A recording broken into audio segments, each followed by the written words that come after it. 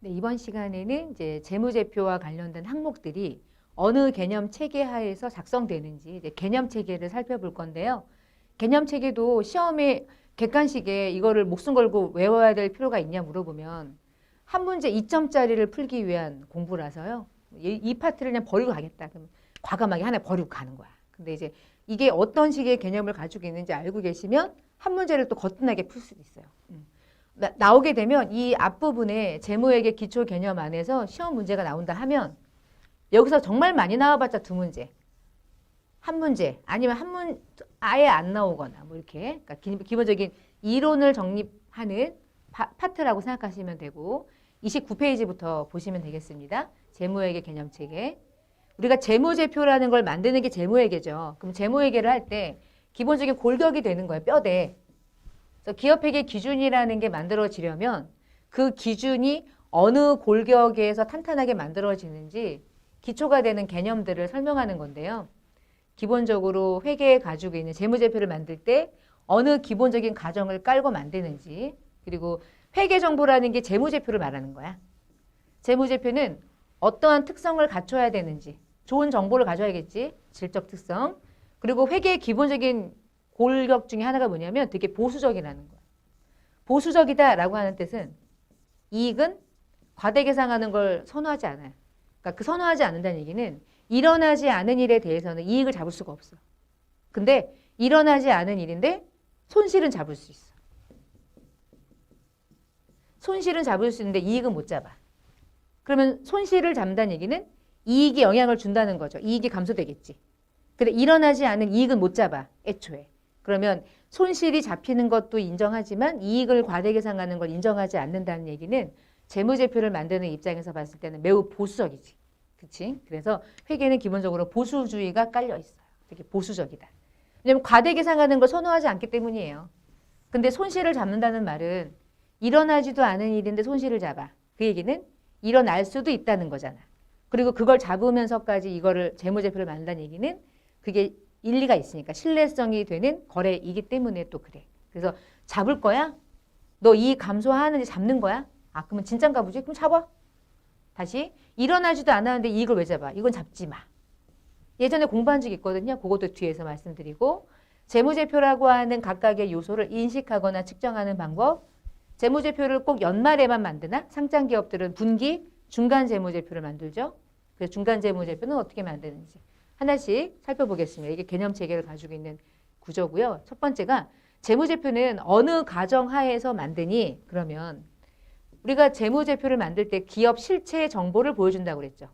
근데 기업의 주주가 우리 회사의 한 사람이 우리 회사 전체 지분을 가지고 있어. 그러면 그 사람 거에 어쨌거나 그 사람의 지분을 가지고 있다 할지라도 기업 자체를 평가하고 만드는 거예요. 기업 자체를 평가하는 거잖아요. 그래서 기업 실체 가정. 그건 어떤 얘기냐? 기업 실체를 재무제표로 만드는 것으로 가정을 가져가. 그래서 기업이 주주나 경영자와는 별개로 존재하는 거니까 하나의 독립적인 실체를 가정해서 그 기업의 정보를 회계 정보로 만들어서 재무제표라는 양식에 맞게 보여줘. 단, 국제회계 기준은 현재 개별 재무제표가 아니라 관계가 있는 기업들의 정보를 다 내 거의 정보처럼 완벽하게 흡수해서 만들어요. 그리고 연결 재무제표라고 부르거든요. 연결 재무제표를 만들어내는 근거가 되기도 해요. 그렇게만 알고 계시면 돼요. 연결 재무제표를 만드는 것까지는 안 나오니까 기업 실체의 정보를 보여주는 거지 내 기업이 이 주주가 다 내 지분을 가지고 있다고 해서 얘 거니까 얘의 정보를 보여주는 것과는 별개구나. 두 번째는 중간중간에 이 기업이 중단하지 않는다는 전제. 그래서 반대로 말하면 계속적으로 기업을 유지한다는 걸 가정으로 해서 회계 처리를 해요. 만약에 중단한다라고 말씀드리면 아까 설명드린 것처럼 당연히 감가상각이라는 걸 할 이유가 없는 거예요. 내년도 내후년에도 20년간이라는 말은 20년 동안은 사업을 하겠다는 게 전제가 있는 거지. 이게 전제라는 거야. 그게 재무제표를 만들어내는 기본 가정이 되고요. 그리고 기간별 보고 가정. 기간별로 재무제표를 만들기 때문에 회계 기간이라는 게 1년이라는 기간 동안 나눠서 기재하는 거잖아. 그러니까 나눠서 기재하다 보니까 발생주의라고 하는 게 여기서 출발하는 거지. 돈이 나갔으면 돈 나간 거지. 굳이 뭐 발생주의로 왜 그런 짓을 하니? 물어보면 단기 게 아니어서 기간으로 보고하니까 단기 거, 차기 거 우리는 구분하니까 회계는. 그래서 재무제표를 만드는 기본 과정은 3개. 아닌 거 찾기 나올 수 있고 예를 들면 감가상각은 어느 가정에 의해서 하나요? 발생주의는 어느 가정에 의해서 만들어내는 개념인가요? 이렇게 구분할 수 있겠죠. 이렇게 해당되는 내용들은 첫 번째가 이제 기본 가정을 간단하게 살펴봤고요. 두 번째가 이제 회계 정보의 질적 특성인데요. 재무제표가 외부에다가 보여줄 때 재무제표에 기재되는 모든 데이터들은 믿을 수 있어야 되지 않나?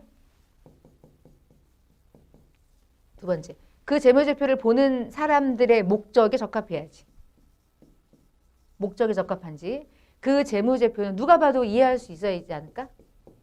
여기서 말하는 이해는 어느 정도의 회계라고 하는 지식이 있는 상태.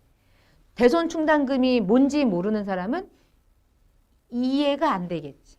예를 들면 매출 채권이 뭔지 모르는 사람은 봐도 모르죠. 그래서 우리가 재무제표에서 이해 가능성이라고 하는 저 글씨가 어떤 걸 의미하냐면 회계라고 하는 기본적인 용어 같은 것들을 이해하고 있는 상태에서 봤는데 이해되는 정보를 바라보는 이해할 수 있는지 되게 좋은 정보. 목적에 적합하니? 믿을 수 있니? 근데 부딪히지 않을까? 믿을 수 있는데 목적에 적합함은 떨어질 수 있어. 두 개가 상충하거든요. 상충하는 거. 기간별 비교할 수 있는 재무제표를 만들어야 되는데 그거 이제 비교 가능성. 비교가 되나? 전기 거, 단기 거 비교되나? 삼성 거랑 현대 거 비교되나? 그래야지. 삼성 거랑 현대 거를 비교하고 싶어. 현대 너무 오래됐나? 삼성 거랑 LG를 비교할까? 삼성전자, LG전자 두 개를 비교했는데 전혀 다른 방법이야. 그럼 비교 가치가 너무 떨어지지 않나? 만든 방법이 너무 달라. 예를 들면은 얘네들을 보여주는 이 순서가 너무 달라. 그래서 이걸 비교하기가 되게 애매해. 그럼 약간 질이 조금 하질이겠지? 그렇지? 그러니까 그렇게 좋은 정보가 되기 위한 요건 같은 거고요. 갖추어야 될 질적 특성. 제일 중요한 건 사실은 얘예요. 시험에 제일 많이 나오는 거예요. 네, 한 개씩 볼게요. 화면 보면서. 이게 이제 그림인데 이해할 수 있는지를 설명한 거예요. 이해할 수 있어? 목적에 적합해? 신뢰할 수 있어. 거기에 대한 하부 속성이고요. 기업 간, 기간별 비교할 수 있니? 좋은 정보 그러면. 근데 부딪히더라. 상충관계. 효익과 비용에 대한 균형이나 중요하고 중요하지 않은 것들에 대한 제약 조건도 좀 있고요. 이제 한 개씩 요 항목별로 살펴볼게요. 그러니까 의사결정에 유용한 정보를 제공해야 돼. 그렇게 유용한 정보가 된다는 건 좋은 정보인 거야. 좋은 질을 가지고 있는 정보. 좋은 정보, 질적 특성. 그럼 이해 가능성부터 좀 볼까요? 이해 가능성은 제가 안 띄웠는데 누가 봐도 이해할 수 있는 정보로 공시해야 된다. 끝. 이해 가능성 그대로. 이해 가능성. 그러면 목적 적합성은 어떤 뜻이니? 이렇게 생각하면 돼. 목적 적합성을 충족하는 하부 속성. 예측가치, 피드백가치, 적시성. 요 세 개가 목적에 적합한지에 대한 정보를 충족하는 요소래요. 제가 뒤에다가 이렇게 놨나? 여기다 설명해야 되겠네. 예측가치는 이런 거예요. 정보를 이용하는 내가 주주가 미래에 그 회사가 어떠한 상태로 흘러갈지 이걸 보든 이걸 보든 이걸 보든 예측이 되네. 예를 들면 돈을 투자하면 이 회사가 어느 정도의 이익을 주고 있었는지가 데이터가 있을 거 아니야. 그러면 내가 돈을 투자하면 이 정도의 배당이 들어올 거라고 하는 예측이 되지 않을까? 그러면 좋은 정보지. 아무것도 안 보여. 배당을 한 적이 없거나 아니면 배당을 하고 있는지 안 하고 있는지를 안 보여주면 예측할 수가 없잖아. 그런 얘기 하는 거예요. 그러니까 목적에 적합하다는 얘기는 외부 정보 이용자가 재무제표를 보는 이유, 목적. 그걸 보려고 배당을 하나 안 하나 예측하고 싶으니까 그럼 괜찮아 보이면 투자하는 거죠. 뭐 예측 가치가 있느냐가 되게 핵심이라고요. 목적에 적합한 정보를 충족하는 가치 중에. 근데 예측을 했다? 예측을 하게 되면 나중에 재무제표가 보고됐을 때 내가 투자했든 안 했든 관계없이 예측한 정보가 그대로 순환이 되거나 내가 예측한 게 이러한 상태로 데이터가 재무제표가 만들어지고 있는 과정을 보면서 나 스스로 피드백을 받겠지. 재무제표를 봤을 때. 내가 예측한 정보가 의사결정에 영향을 미칠 수 있다면 좋은 정보인 거예요. 그걸 이제 피드백 가치라고 불러요.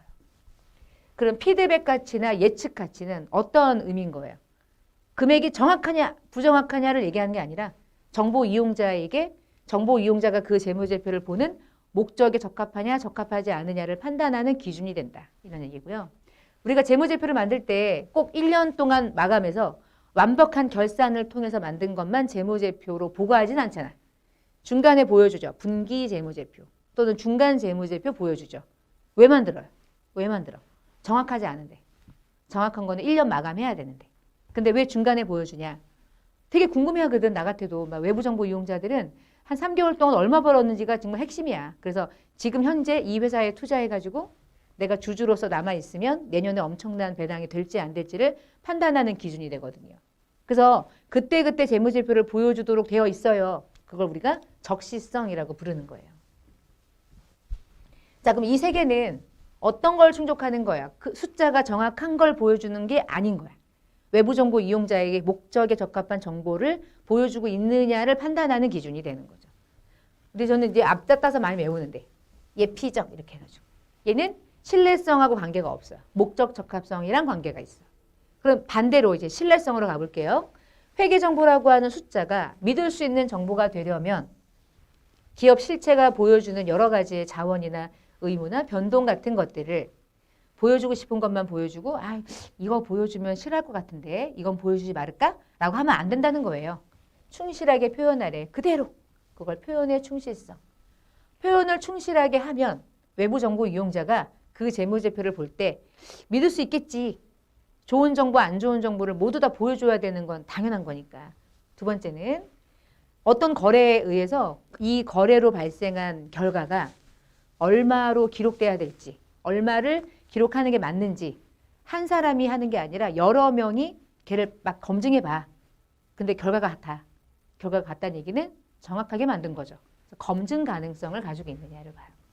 다수의 사람들이 그 사건을 측정했는데 결과가 똑같아.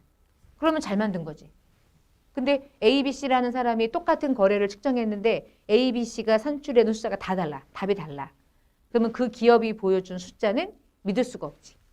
믿을 수가 없잖아. 신뢰가 떨어지잖아. 근데 신뢰가 간다고요. 검증이 가능하면, 검증이 되면, 재무제표. 그러니까 회계감사 받고 막 그러는 거예요.